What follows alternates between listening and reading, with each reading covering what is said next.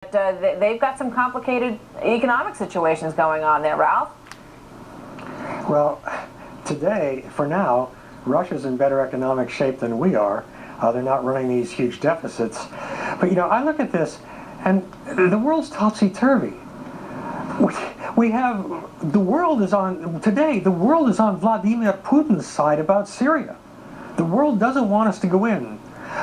Vladimir Putin, he's a thug, but he's defending the Christians and other minorities in Syria.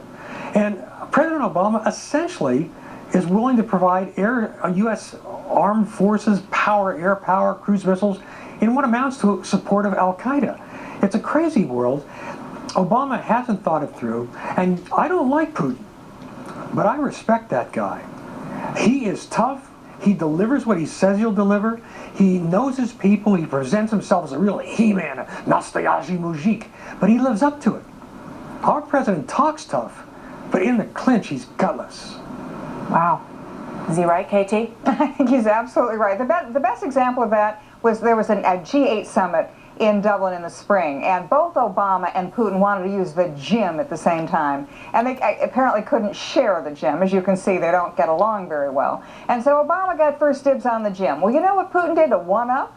He said to the photographers in the press corps, "Follow me." He went to an icy Dublin lake, ripped off his shirt, and proceeded to do the breaststroke, so that the pictures on the front page of all the European newspapers were of the muscular, tough he-man Putin, and there were no pictures of Obama in the gym shorts. You know, you go back to the moment that we all remember when you look back at the relationship between the United States and Russia, and the president leaning over to Medvedev and saying, look, after my election, I'm going to have a little more flexibility on this missile defense thing, because we know, and there's a picture from it, we know that you guys are not comfortable with some of the missile defense operations that we want to deploy for our friends in Eastern Europe. And then you look at the fact that Syria is, you know, deploying missile defense technology to Syria.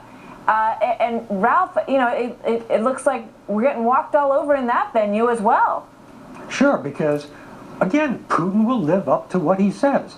If we destroy Syrian military technology, Putin will replace it. I mean, let me put the relationship in everyday perspective for you. Putin is a classic, sadistic schoolyard bully. And Obama's the geeky kid with the thick glasses and the arm full of books. And Putin enjoys beating on Obama, and Obama will always give up the lunch money, always. But let me just, there's a very, very short poem by A.E. Housman that just nails this. The Russian bear is huge and wild. It has devoured the infant child. The infant child is not aware. It has been eaten by the bear. There you have Putin and Obama.